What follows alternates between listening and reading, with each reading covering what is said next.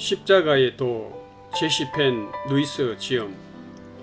제시 펜 루이스는 1900년대 초 십자가의 도에 관한 사경회를 열어 영국 기독교 역사상 전무후무한 웨일즈 영적 대각성 운동에 영향을 미쳤다. 가정주부였지만 영국 전역과 유럽 각국을 돌며 십자가의 도를 전했고 영국의 캐직 사경회를 일으키기도 했다.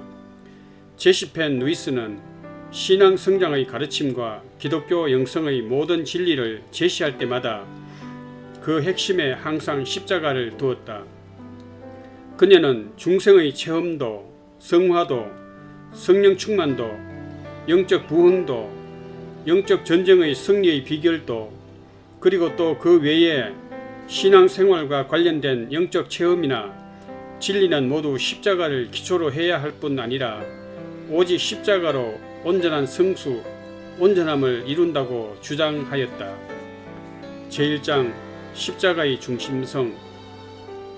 갈보리 십자가는 이 시대의 참된 방향과 목표를 제시해주는 유일한 구심점의 역할을 하며 과거로부터 미래까지 인류 역사를 주도하시는 하나님의 사역의 핵심이 된다. 십자가는 하나님이 우주를 다스리시는 모든 면에 있어서 그 중심축 역할을 한다. 로마서 4장 25절은 예수는 우리 범죄함을 위하여 내어줌이 되고 또한 우리를 의롭다 하심을 위하여 살아나셨다고 선언한다. 이 말은 예수 그리스도의 죽음은 대속과 속죄를 위한 죽음이라는 뜻이다.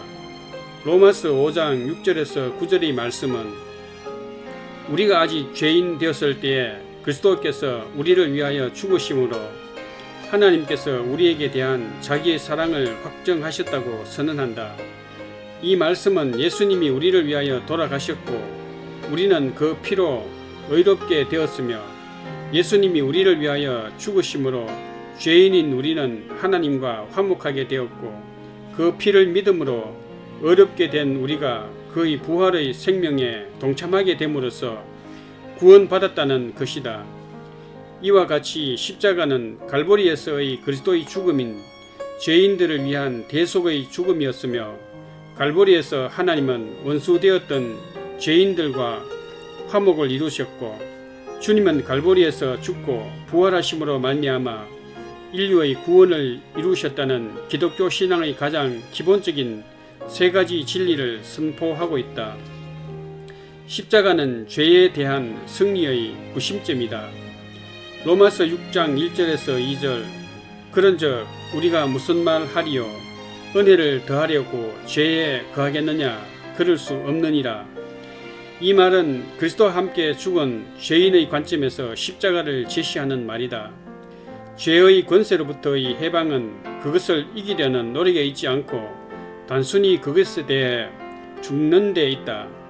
바로 여기에 신앙생활의 승리의 비결이 숨겨져 있다. 실제와 실제가 있는데 의의 실제가 있고 아의의 실제가 있다. 실제라는 말은 사실이라는 말이고 실제라는 말은 눈으로 볼 수 있게 눈앞에 드러난다는 말이다. 와 닿는다는 말이다. 우리가 진실로 죄의 권세로부터 해방받기를 원한다면 먼저 우리는 그 실제적인 일이 실제적인 체험으로 우리의 손이 닿을 수 있는 곳에 있다는 것을 알아야 한다. 실제의 십자가가 실제의 십자가가 되어야 한다. 타락한 이 세상을 구원하기 위해서라도 우리는 십자가의 실제를 경험적으로 아는 것을 포기해서는 안 된다. 로마서 6장에는 세상의 구원을 위한 하나님의 계획의 비밀이 담겨 있다. 6장에 나타난 비밀은 십자가가 구원자이신 그리스도 자신만의 십자가일 뿐만 아니라 세상의 모든 죄인들이 체험해야 할 십자가라는 사실이다. 우리의 영적인 삶은 예수 그리스도의 십자가와 죽음에 깊이 뿌리를 내려야 한다. 바울은 로마서 6장 3절에 무릇 그리스도 예수와 합하여 세례를 받은 우리는 그의 죽으심과 합하여 세례를 받은 줄을 알지 못하느냐라고 하면서 거듭해서 십자가를 강조하고 있다. 로마서 5장 5절 만일 우리가 그의 죽으심을 본받아 연합한 자가 되었으면 또한 그의 부활을 본받아 연합한 자가 되리라. 우리는 그리스도와 함께 십자가에 못 박혔으며 세례를 받음으로 그와 함께 죽음에 동참하게 되었고 그와 함께 영원히 매장되었다. 그리고 그리스도와 함께 그리스도의 부활에 동참하였다. 십자가는 죄에 대한 승리일 뿐 아니라 하나님과의 화목의 구심점이라는 것을 알아야 한다. 갈라디아서 6장 14절 그러므로 내게는 우리 주 예수 그리스도의 십자가 외에 결코 자랑할 것이 없으니 그리스도로 말미암아 세상이 나를 대하여 십자가에 못 박히고 내가 또한 세상을 대하여 그러하니라. 그리스도인이 예수와 함께 십자가에 죽었다 함은 그가 모든 측면에서 세상에 대하여 십자가에 못 박힘을 의미한다. 갈라디아서 5장 24절 그리스도 예수의 사람들은 육체와 함께 그 정과 욕심을 십자가에 못 박았느니라. 바울은 우리에게 육신의 법으로부터의 해방의 구심점인 십자가를 제시하고 있다. 육신은 단지 정지해 있거나 잠자고 있는 것이 아니라 십자가에 못 박혔다는 것이다. 이 십자가의 진리를 믿음으로 받아들이고 붙잡기만 한다면 그 십자가의 능력은 언제든지 나타날 것이고 공경에 빠진 우리들을 건져낼 수 있을 것이다. 우리의 믿음은 그리스도께서 완성하신 십자가에 있는 것이지 우리의 경험 아래에 있는 것이 아니기 때문이다. 우리는 십자가의 도 그 자체가 하나님의 능력이란 사실도 알아야 한다. 신실한 그리스도인인 마비 박사는 십자가의 중심성에 대해 바울에게는 십자가의 도가 우주의 신비를 열며 모든 우주의 비밀을 풀며 모든 것을 화목시키는 열쇠로 인식되었다고 말했다. 이 십자가와 변화된 중심 사도 바울의 생애의 중심은 십자가이다. 고린도후서 5장 14절로 15절 한 사람이 모든 사람을 대신하여 죽었은즉 모든 사람이 죽은 것이라. 저가 모든 사람을 대신하여 죽으심은 산 자들로 하여금 다시는 자신을 위하여 살지 않고 오직 저희를 대신하여 죽었다가 다시 사신 자를 위하여 살게 하려 함이니라. 이 말씀을 통해 바울은 성도들이 십자가로 말미암아 그리스도의 죽음 안에서 주님과 연합되었고 또 그의 부활을 통해 새 생명을 부여받았기 때문에 그들은 이제 그들 자신을 위해서가 아니라 전적으로 그리스도를 위해서 살아야 한다는 것을 강조하였다. 십자가의 내적인 진리는 인간의 지식이나 이성으로는 파악할 수 없다. 갈보리에서의 그리스도의 죽음은 너무나 위대하고 두려울 정도로 실제적인 사건이기 때문에 경험적으로 그 죽음의 실제에 동참한 자만이 참 의미를 이해할 수 있다.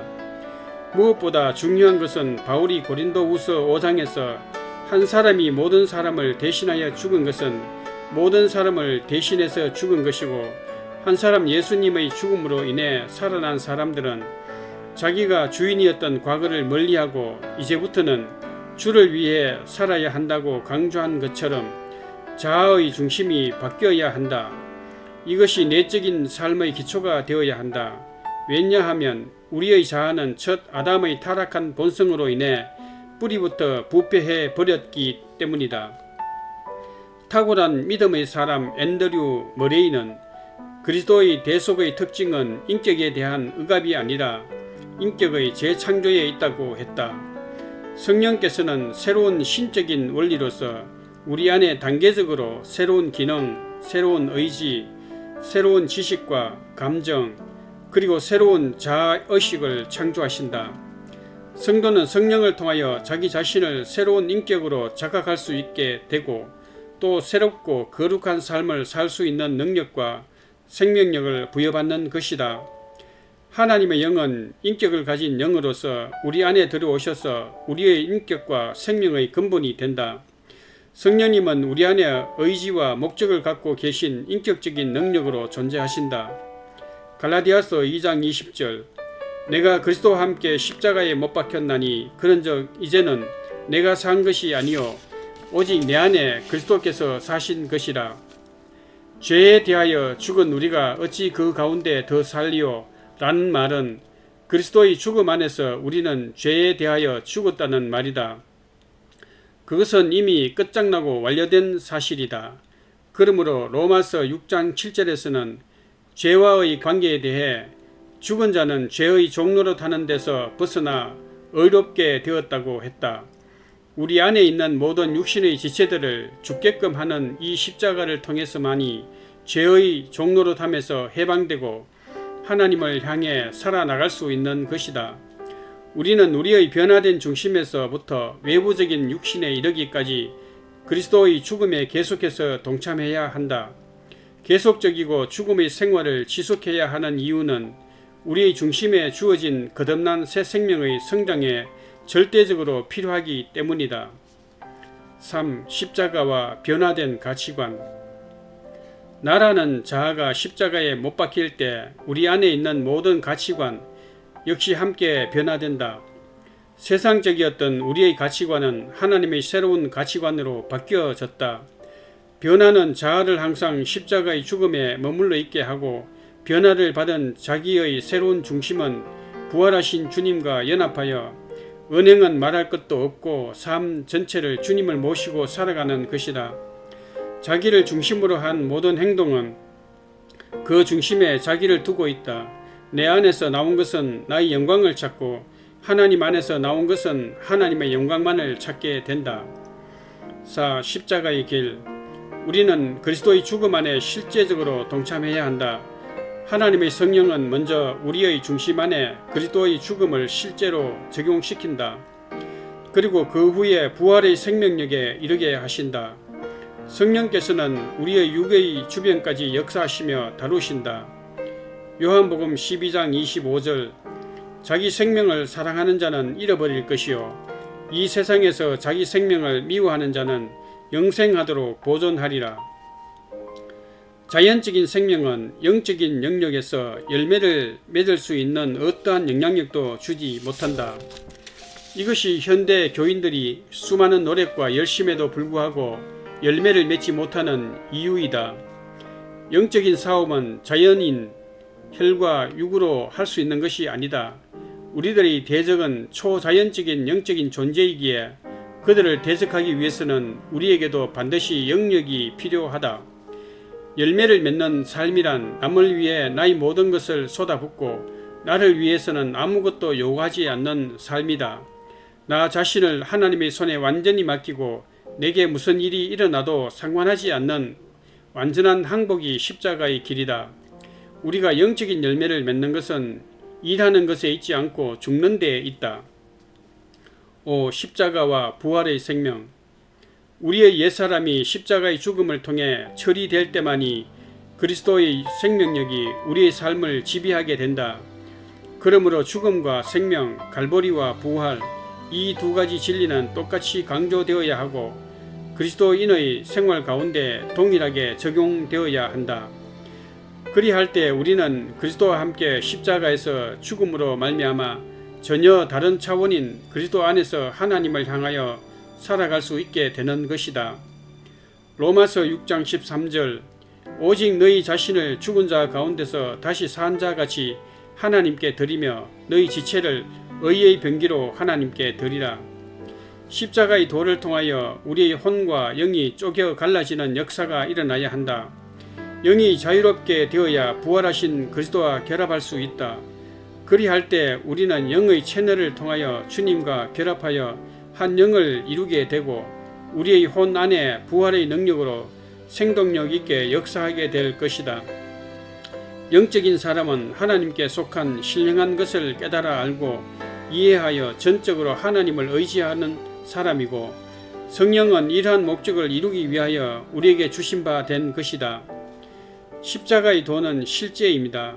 실제인 십자가의 도가 실제가 될 때 더 깊은 영적 차원을 경험하게 될 것입니다.